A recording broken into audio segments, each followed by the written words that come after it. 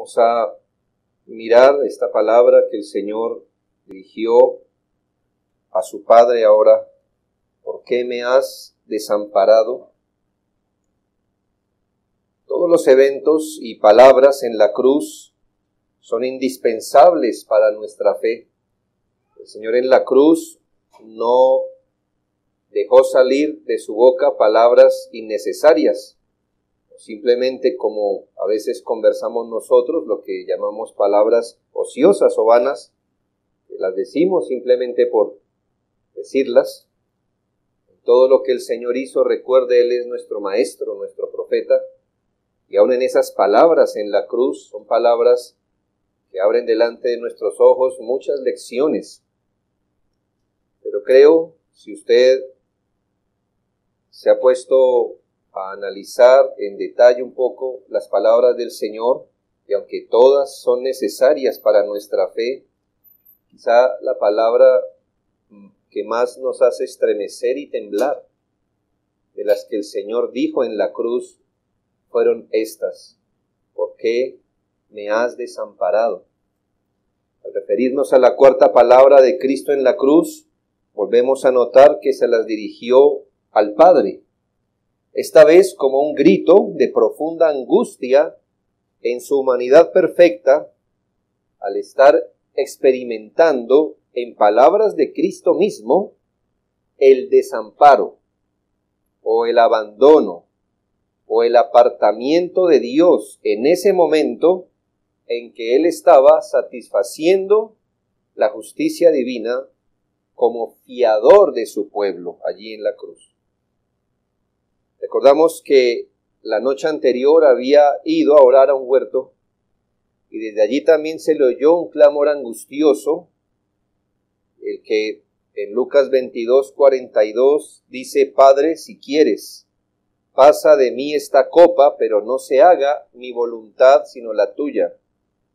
Y aunque podemos decir que en toda su pasión, es decir, en todos sus sufrimientos, Él estaba bebiendo la copa en la cruz, estaba pasando el trago más amargo, que fue exactamente lo que Él anticipó con tremenda angustia en el huerto.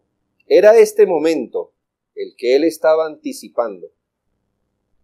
Colgado en el madero de la maldición, porque está escrito: maldito todo aquel que es colgado en un madero, su sensible espíritu lloró en profunda agonía y sufrimiento al ver que de alguna manera el Dios justo volteó su rostro en justicia para no verle.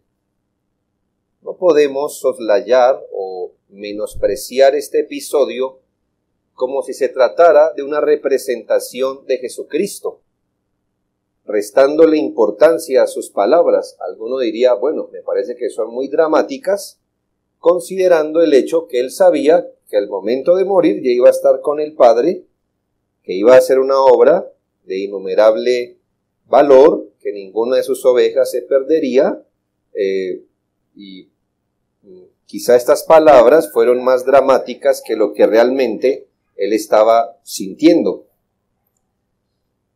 Pero el hecho que el mismo Señor supiera su fin no le restó agonía a su sufrimiento. Él estaba bebiendo obedientemente la copa que contenía la ira de Dios sin diluir. Esta copa de la ira de un Dios que odia el pecado. Dice que cerca de la hora 9, si tenemos en cuenta, o a partir, contando las horas, a partir de las 6 de la mañana, a las 3 de la tarde, Jesús clamó a gran voz, diciendo: Elí, Elí, lama sabactani, esto es: Dios mío, ¿por qué me has desamparado? En un sentido, matar a un justo no es algo nuevo en la historia de la Biblia, ya había pasado antes.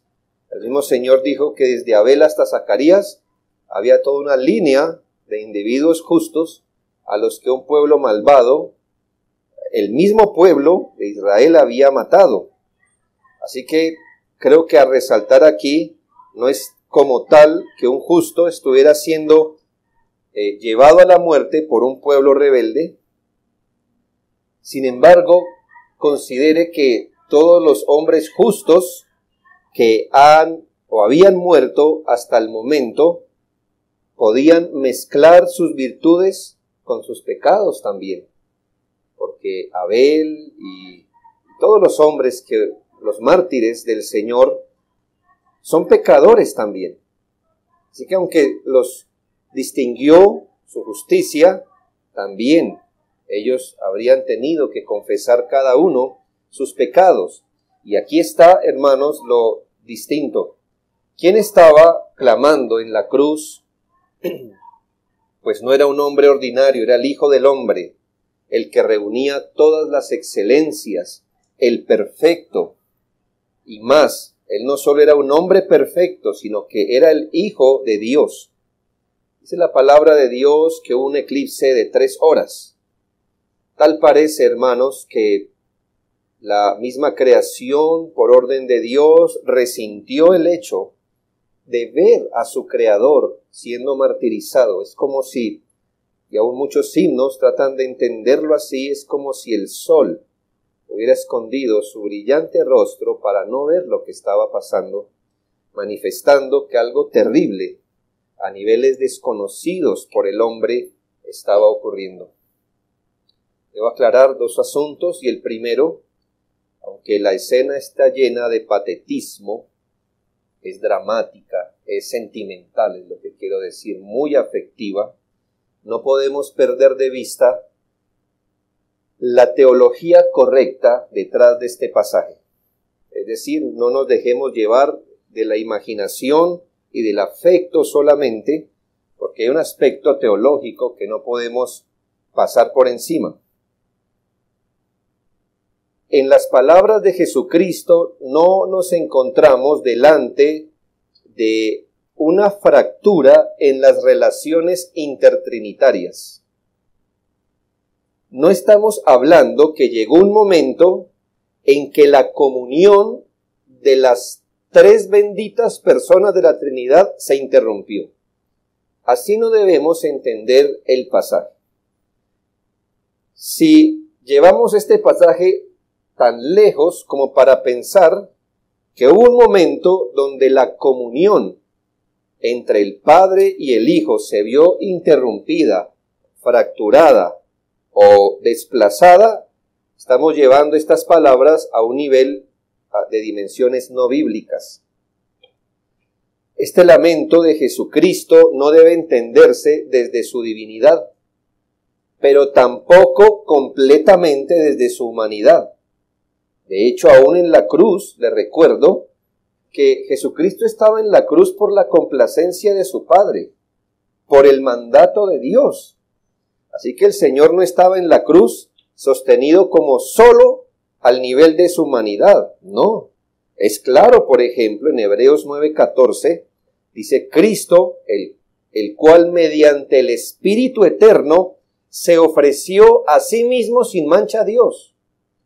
Entonces no piense que aquí el Señor lo que hizo fue abandonar a su Hijo, dejarlo solo a las expensas de su humanidad y fracturó su comunión. No, hermanos, Jesucristo estaba en la cruz bajo el beneplácito del Padre, siendo sostenido, porque ¿quién puede? Lo hemos cantado, ¿quién puede resistir la ira de Dios en su humanidad? Solamente nadie. Entonces, este es un grito de angustia de la conciencia tierna del Salvador como sustituto y sacrificio. La conciencia tierna en su humanidad herida. Este es un gemido como de un cordero puro. Hablábamos la otra vez con algún hermano y me decía, bueno, usted sabe que después de Levítico hay regulaciones y lo degollarás, quemarás esto. Y dice, y esto es de olor grato para Jehová. Me imagino que es solo olor grato para él, porque eso no debe oler a bueno. ¿Ya? ¿Sí? Y aquí el Señor nos enseña, o nos enseñó, que los asuntos que él pide no deben ser gratos a nosotros. aunque para Él sí.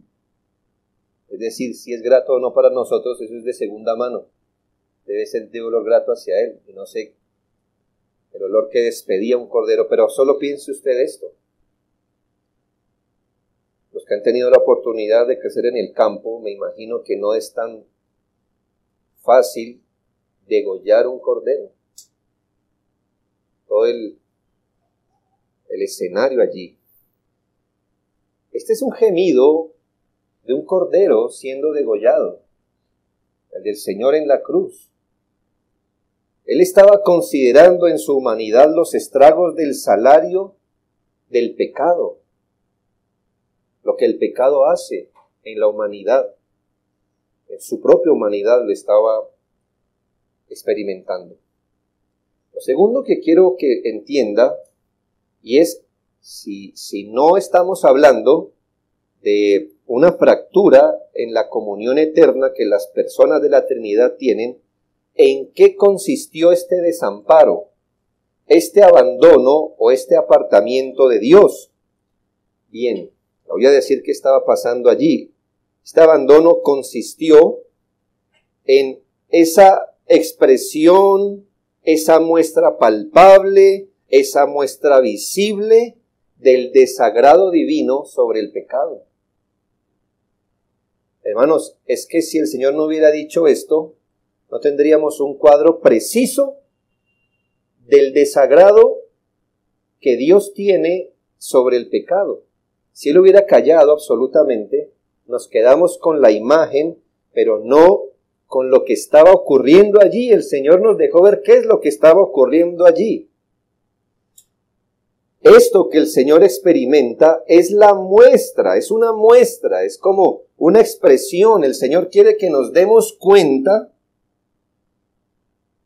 cómo es el desagrado, su desagrado con el pecado. Allí vemos el impacto a la conciencia lastimada de Cristo al ver su humanidad herida por estar dando el pago a la justicia inflexible de Dios.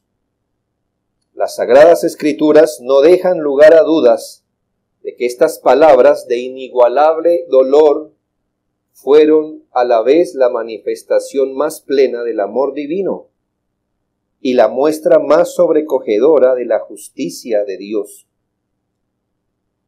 Cuando piensa en la justicia de Dios, si acaso en la Escritura hay muestras palpables de lo que es la justicia de Dios, de lo que Dios considera el pecado, de la respuesta de Dios al pecado, no empiece ni por Noé, ni por Sodoma y Gomorra, ni por todas estas cosas, aunque todas ellas nos muestran lo que un Dios santo considera del pecado y cómo el Señor es justo.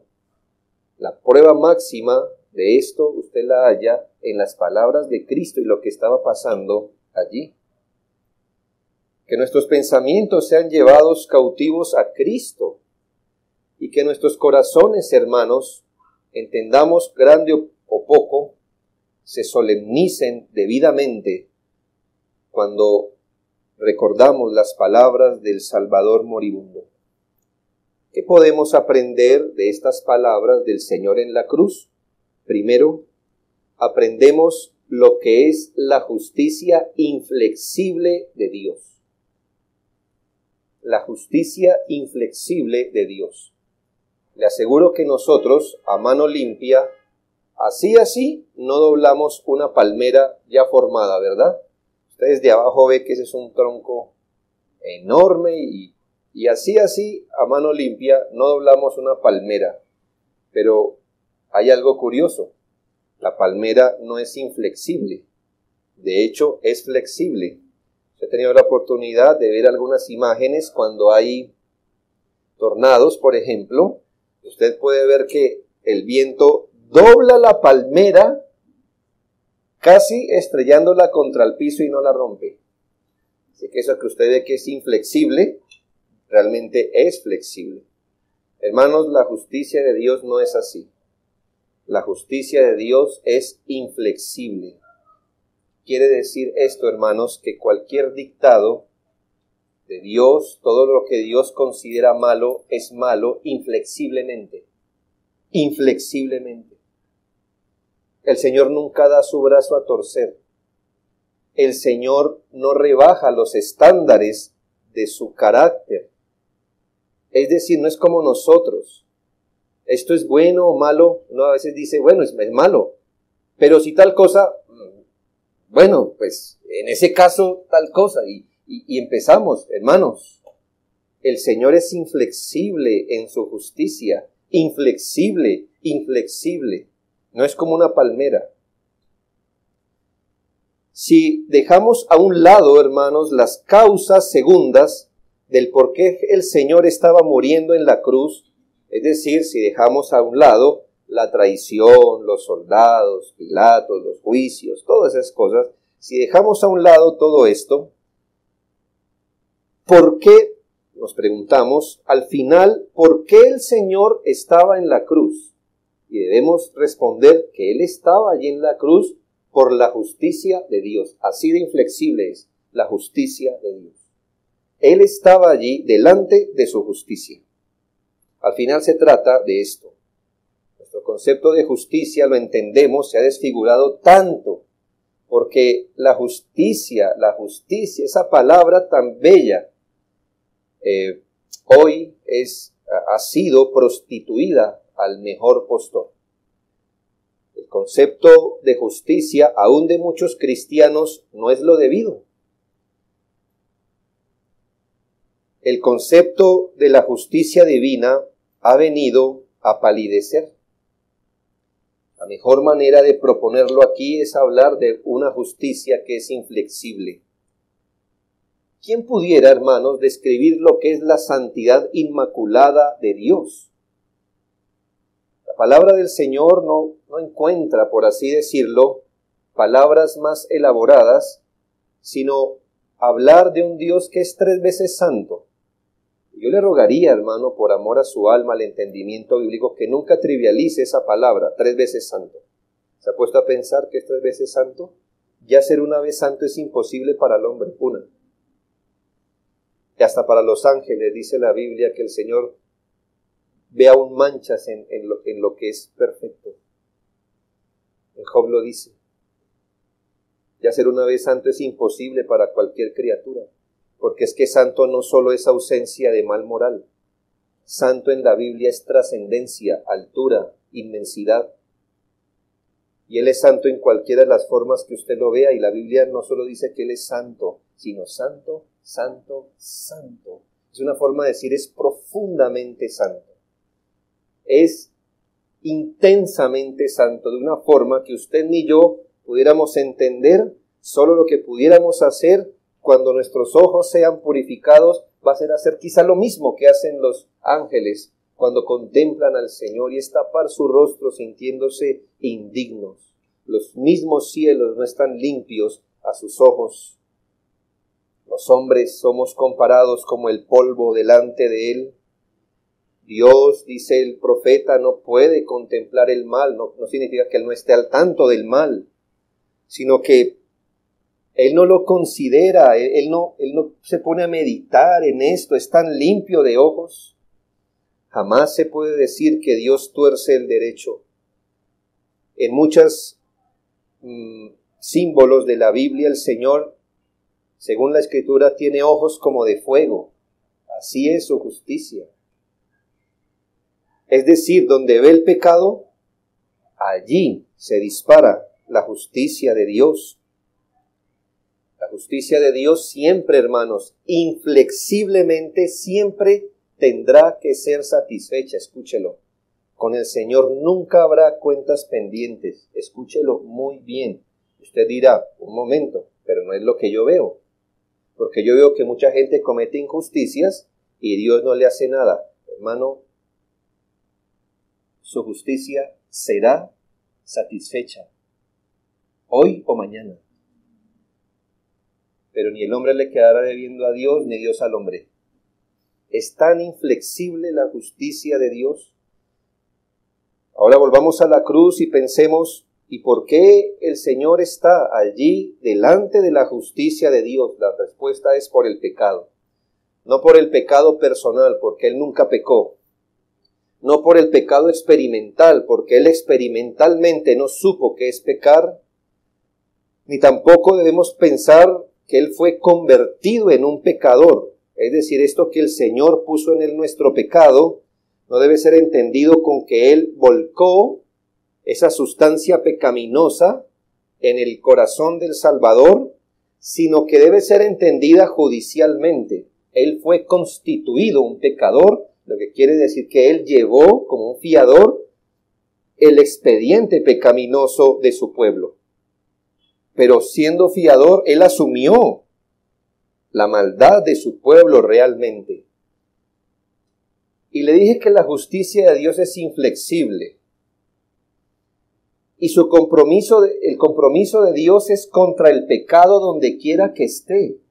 No importa si es Adán, o es Eva, o es un niño, o es un sacerdote.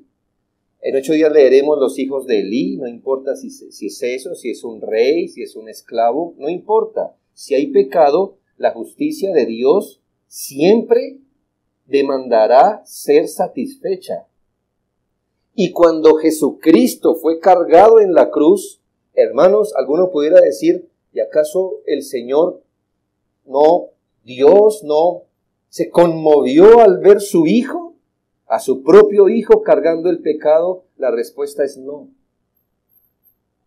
El que no escatimó ni a su propio Hijo, vio pecado en Él, no pecado experimental, no pecado personal, pero vio pecado en Él a causa de que Él asumió nuestra culpa. Y el Señor despidió todos los rayos de la justicia sobre Él. El Señor hizo recaer sobre Cristo las iniquidades de su pueblo, y estando nuestros pecados sobre Él como sustituto, la ira divina debía ponerse sobre Él. Y así como en el Antiguo Testamento había una especie de símbolo de transferencia, cuando alguien llegaba trayendo una víctima para la expiación, decía la Escritura, pondrá usted la mano encima de su cabeza. De una forma muy personal de decir, querida oveja, yo debería estar, pero es como si te traspaso mi pecado. Y ahora mire lo que hace la justicia. ¿Qué hace con la oveja?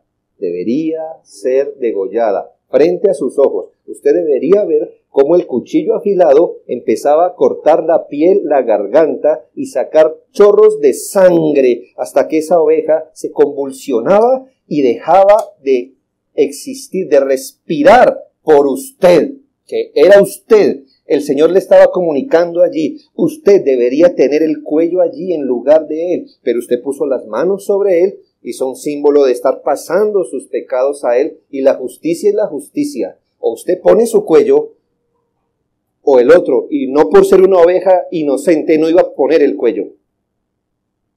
Pero en la cruz, hermano, millones de veces más grande, ahí el Señor está dimensionando no el pecado de una persona ni de dos, sino de un pueblo. Y allí el Señor, al ver maldad, la maldad del pecado, porque nuestros pecados, por el hecho de ser pueblo de Dios, no son más bonitos ni huelen mejor. Dios manifestó su odio hacia el pecado. Y en el Gólgota le da la copa amarga de la indignación a su Hijo, el que no escatimó, Romanos 8:32, ni a su propio Hijo, sino que lo entregó por todos nosotros. Aquí podemos ver la terrible cólera de un Dios que se desquita con el pecado. El carácter santo de Dios no podía ser menos que juzgar el pecado, aunque se encontrara en el propio Cristo. En la cruz Dios exhibió santidad y satisfizo su justicia, derramando su ira sobre el que fue hecho pecado por nosotros. Lo segundo que usted puede aprender, y yo de estas palabras, es lo terrible de la paga del pecado. Versos maravillosos a veces se vuelven clichés. La paga del pecado es muerte, la paga del pecado es muerte. Lo que deberíamos andar diciendo con temblor en los labios y en el corazón. Por un momento considere cómo el Señor tomó lo que estaba pasando en la cruz, cómo lo estaba experimentando, en qué palabras puso su experiencia. El Señor en la cruz habló de un desamparo. Sin amparo, desamparo es sin algún amparo, sin algún refugio, abandonado, dejado. Estas palabras, hermanos, esta palabra puesta en cualquier otro contexto ya es abrumadora por sí misma. ¿No es una calamidad? ¿No siente usted escozor cuando se habla que un hombre es abandonado por sus amigos? ¿Una esposa abandonada por su marido? ¿Un niño abandonado por sus padres? Todo eso produce escozor en criaturas morales como nosotros. Pero una criatura abandonada por su Creador, un hombre abandonado por Dios, es el cuadro más espantoso que usted puede pensar en ver algún día. Que usted pueda decir de un hombre, ese hombre está desamparado de Dios. Son palabras fuertes, porque aunque sea un pecador, todavía está bajo el amparo de la gracia común. Pero que usted diga, ese hombre está desamparado de Dios, debe ser una de las cosas más terribles que uno pueda contemplar. Este es el mal de los males, la calamidad de las calamidades.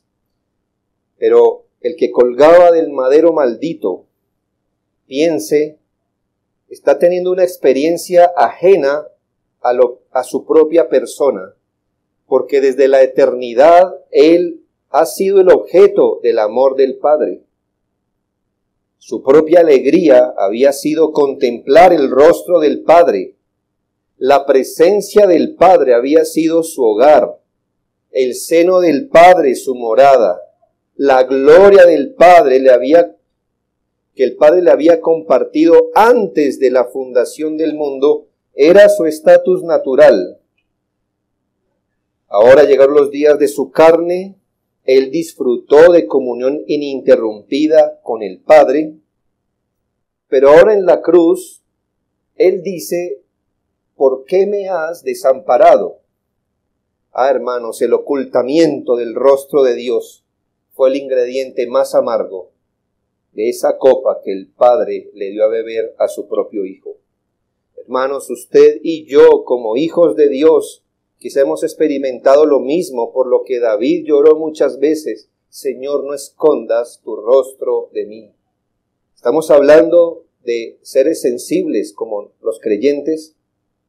Las almas de los creyentes siempre se resienten cuando piensan que el favor de Dios y la presencia de Dios les ha abandonado. Ellos dicen, como el ciervo brama por las corrientes, así clama por ti, oh Dios, el alma mía. De las oraciones más sentidas que un pueblo ha hecho es, no nos dejes, o no nos abandones, o no nos desampares. Hermanos, y nosotros lo resentimos siendo criaturas que nacimos en este mundo no teniendo comunión con Dios, y aún así lo resentimos. Si esto es cierto para pecadores renovados, ¿cuánto más para el Hijo amado del Padre? ¿Cómo debió sentir ese abandono, ese desamparo el Señor, quien desde la eternidad gozaba de esta comunión? Hermanos, el rey David dijo, no he visto justo desamparado, pero en la cruz estaba un justo desamparado. Que no es otra cosa, hermanos, que lo que la Biblia dice, que la paga del pecado es muerte. ¿Qué es la muerte? No es dejar de existir. En ninguna parte de la Biblia eso es. Muerte, que no es otra cosa que la separación justa y airada de Dios por el pecado. Piense esto, hermanos. ¿Cuál fue uno de los ingredientes más feos del relato en Génesis? Me parece que no es con dolor comerás todos los días. No, ese es feo, pero no es el más feo. El más feo es y sacó Dios al hombre del huerto. ¿No le parece? Lo echó, hermanos. De ese lugar donde se manifestaba la presencia de Dios, el Señor lo sacó, lo puso a distancia. Es más, colocó a alguien como en la puerta para que no avanzara el hombre. Este es un cuadro terrible. Aún así, hermanos, aunque, como hemos cantado, aunque los sacó del Edén, les proveyó misericordia afuera del Edén. Hermanos, pero allí en la cruz, el Señor estaba recibiendo la paga que se le debía, que debía su pueblo. Él llevaba el castigo de nuestra paz, la paga de nuestro pecado, el sufrimiento y el castigo que nos correspondía. Él iba a obtener vida para su pueblo y la espada de la justicia divina lo iba a herir. Contemple en esto lo terrible que es la paga que Dios da por el pecado. ¿Qué es, hermano? Estar por fuera del amparo de Dios. Estar a distancia de Dios.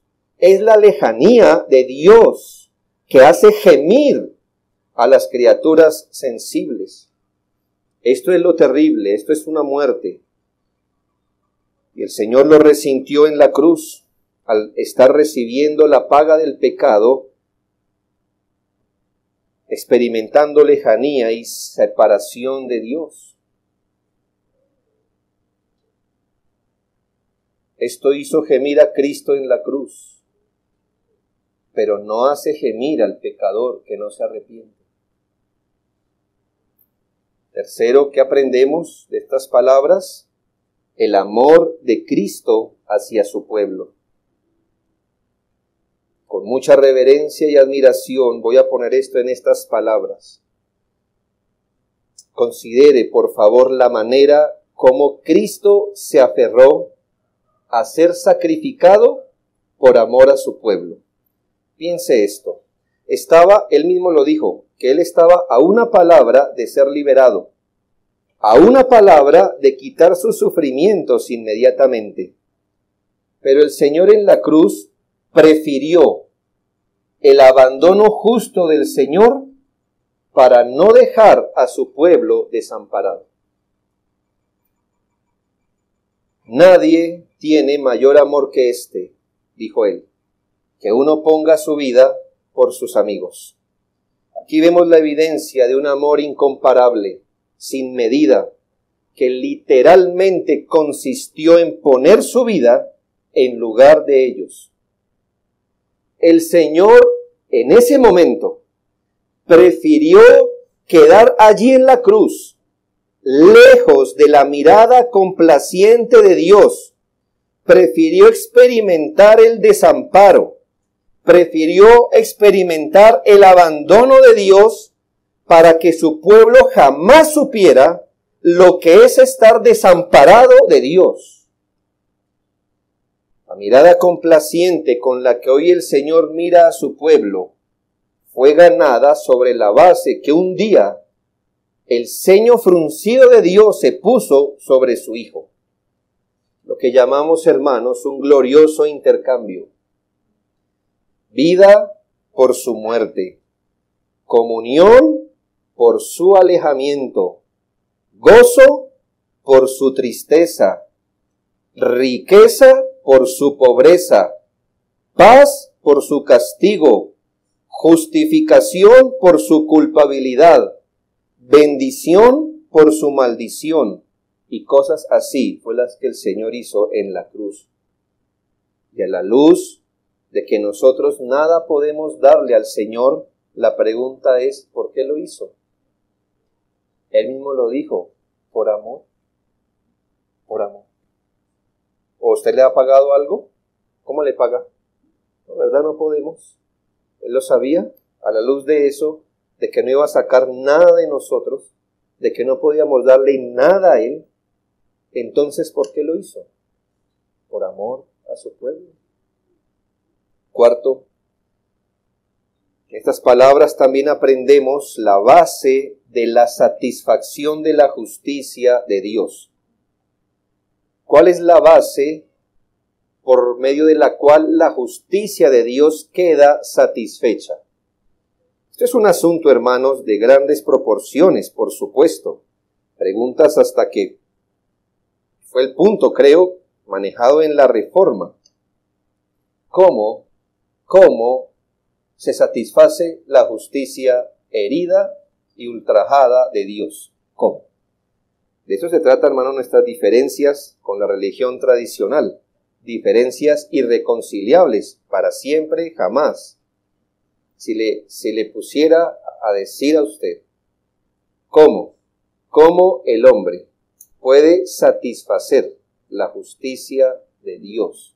¿Cómo? Ahí está el punto, ¿verdad? ¿Cómo? Es decir, si todos somos pecadores, lo que ha generado una insatisfacción de la justicia, es decir, Él tiene que responder en justicia. ¿Cómo la satisface? De manera que el castigo no le venga. No le venga. Dios es justo, hermanos, y por eso juzga el pecado donde lo encuentre. Pero también está escrito que Dios es amor y se deleita en misericordia, y por lo tanto la sabiduría de Dios y de un camino por el cual su justicia podía quedar satisfecha y la misericordia dejada libre para fluir hacia pecadores culpables. ¿Cuál fue este camino? El camino de la sustitución. El hecho que el Señor obró como vicario o sustituto de su pueblo. Es decir, que Él sustituyó al pecador en la cruz. El propio Hijo de Dios fue elegido para ser sustituto, ya que ningún otro sería suficiente. Hay dos tremendas preguntas, las mismas creo, pero dadas en la Escritura. Nahum 1:6 dice, ¿quién permanecerá delante de su ira? ¿Quién quedará en pie en el ardor de su enojo? ¿Quién, hermanos, puede permanecer delante del ardor? A veces del ardor de la ira y de la justicia de Dios. A veces gente en su desconocimiento, cuando ve algo injusto en la tierra, voltea al cielo y dice, eso no es justo. Debería derramar el Señor su justicia. ¿De verdad quiere eso? Si el Señor hubiera respondido esa petición, hermano, ¿quién estaría aquí? Nadie, hermano. Al momento de pedir justicia, el mismo que la pide se la va a arrastrar. ¿O es que el que pide justicia es justo? No, quizá no peca en eso por lo que está herido, pero peca, ¿sí? Eso no es justo. O sea que el Señor lo mira hacia abajo y dice, ¿quiere lo justo? Pues empieza por Él, ¿no? ¿Quién podrá permanecer delante de su ira? En el Salmo 90:11 le recuerdo, Moisés tiene un ministerio, digo yo, ingrato, porque iniciando los 40 años, el pueblo tentó a Jehová. Y el Señor le dijo, ninguno de estos que salió de allí entrará a la tierra prometida, sino Josué y Caleb. Del resto, toda esa generación va a morir, de los que salieron. O sea que piense usted, si hace un cálculo, así los que les gustan las matemáticas y las estadísticas, de que más o menos habrán salido 2 millones de personas, 2 o más millones de personas en un lapso de 40 años, hermanos. Moisés ofició velorios cada día. Y él tiene que empezar a ver caer uno a uno esa generación que estuvo al pie del monte Sinaí y que vio el Mar Rojo, los vio caer y caer. Y el Salmo 90 es el salmo que él escribe viendo eso. En el Salmo 90, Moisés pregunta, ¿quién conoce el poder de tu ira y tu indignación según que debe ser temido? Esto es humildad, hermanos. porque Moisés dice, ni siquiera nosotros que estamos experimentando la ira de Dios podemos decir que conocemos el ardor de su ira.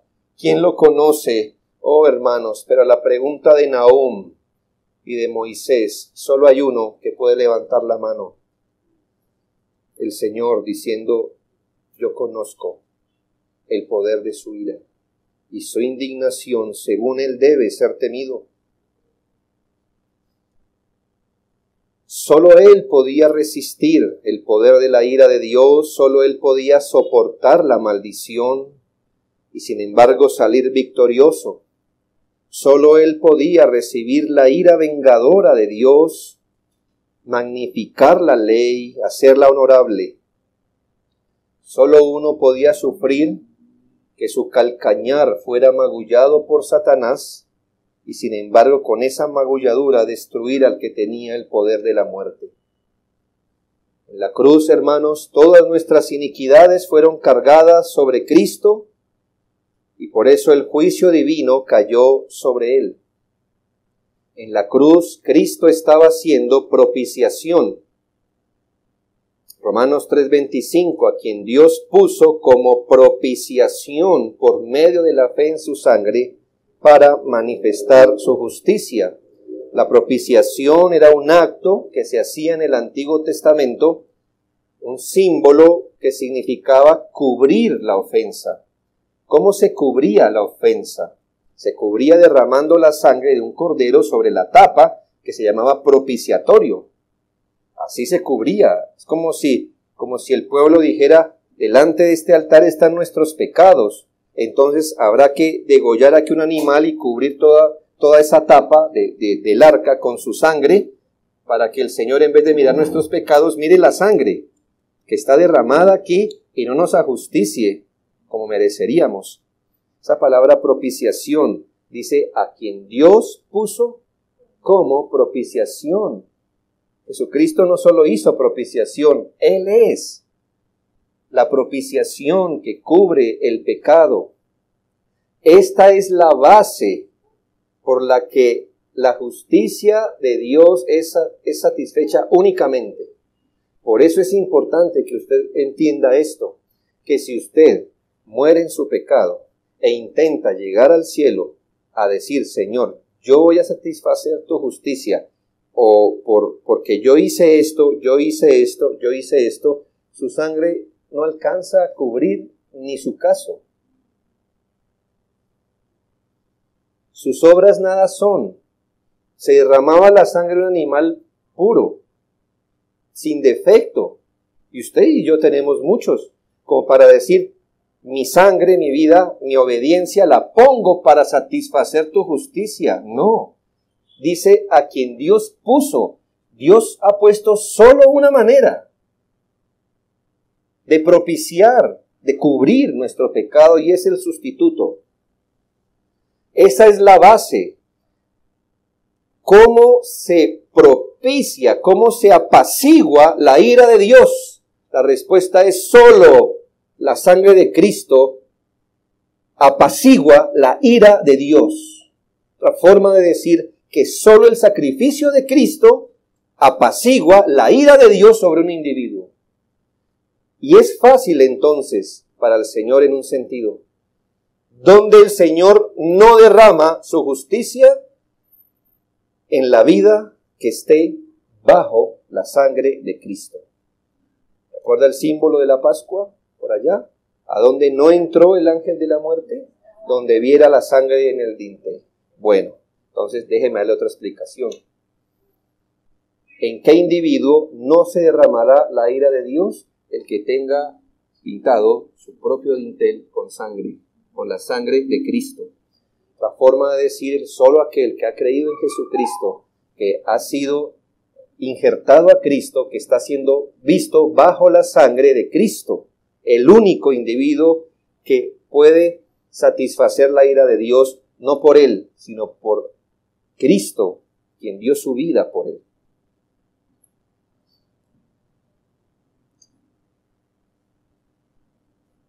Aquí está la base de nuestra salvación. No hay otra cosa que Dios acepte. Usted puede levantar sus obras, sus intenciones, su ignorancia, lo que quiera. Levántela de Dios, delante de Dios. Y lo único que Dios acepta para satisfacer y apaciguar su justicia es la sangre de Jesucristo.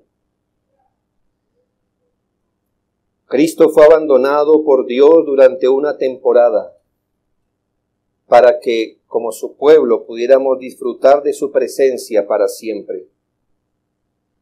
Toda alma que ha recibido esta bienaventuranza puede decir: mi Señor entró en las terribles tinieblas para que yo pudiera caminar en la luz.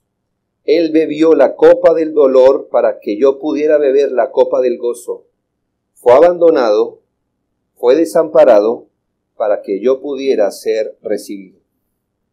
Finalmente, hermanos, ¿qué aprendemos?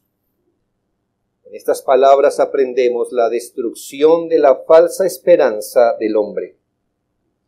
Con estas palabras del mismo Jesús, Él estaba destruyendo la falsa esperanza de algunos hombres. Escuche la esperanza de los impíos, de los incrédulos, de los que aman su pecado. ¿En qué es esperanza el hombre mundano, del que hoy vive y no le inquieta mucho ser enemigo de Dios? Esta es su esperanza. Dios es tan amoroso que no enviaría gente a la condenación. Bueno,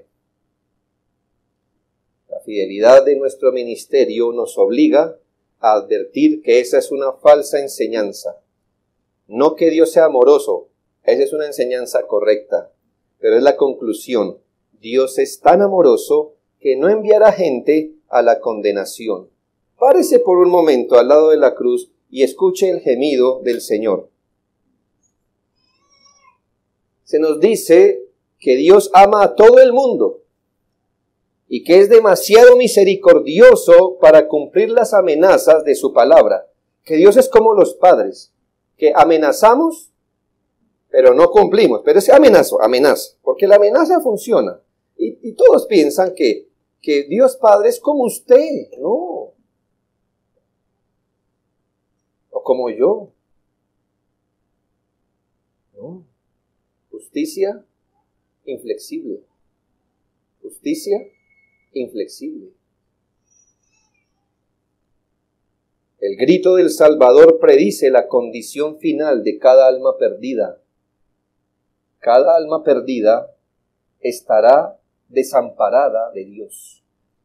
Dios es misericordioso, sí. El hecho que Cristo esté en la cruz ¿no demuestra que Él es misericordioso? El hecho que extienda la salvación al pecador evidencia su misericordia. El hecho que haya soportado el castigo de otros, que haya demostrado su gracia, todo esto demuestra que es misericordioso, pero la misericordia de Dios tiene un límite de expresión. El día de la misericordia pronto terminará, la puerta de esperanza pronto se cerrará, la muerte puede venir a cada uno rápidamente, y después de la muerte el juicio. O si no, en el día del juicio, Dios tratará con justicia, no con misericordia. Él ejecutará la sentencia de Marcos 16:16, mas el que no creyere en Él será condenado. Si Dios no perdonó al Señor Jesús, al Hijo de sus entrañas, cuando encontró pecado en Él, ¿qué esperanza hay para usted que permanece en sus pecados y su incredulidad? ¿Qué esperanza tiene usted de perdón cuando esté delante del gran trono blanco, llevado reo por su propio pecado? Si Dios derramó su ira sobre Cristo mientras colgaba como garantía de su pueblo, tenga por seguro que ciertamente derramará su ira sobre usted si muere en sus pecados.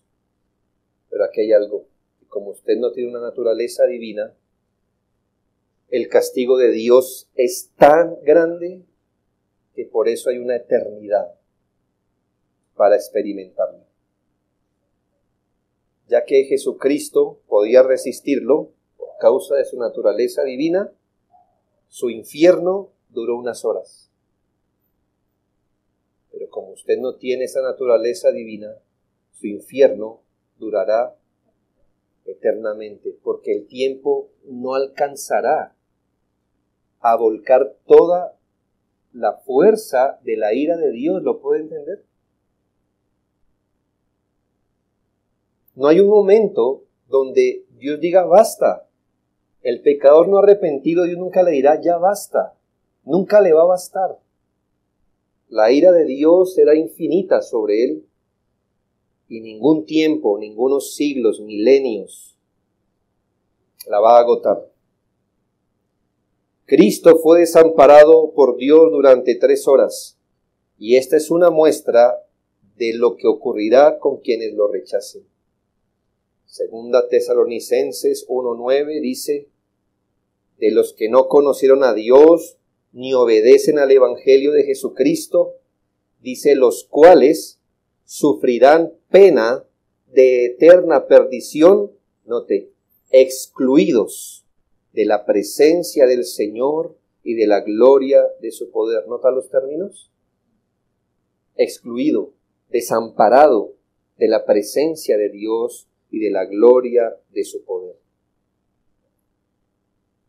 Con reverencia meditemos hoy en estas palabras que nos mostraron la naturaleza del pago de Cristo, la implicación del pecado, la magnitud de su bendita obra, y que para unos será un agravante de condenación, mientras que para los redimidos, hoy día, hermanos, es un motivo de alegría reverente, pues quien fue desamparado de Dios es nuestro amparo y nuestra fortaleza.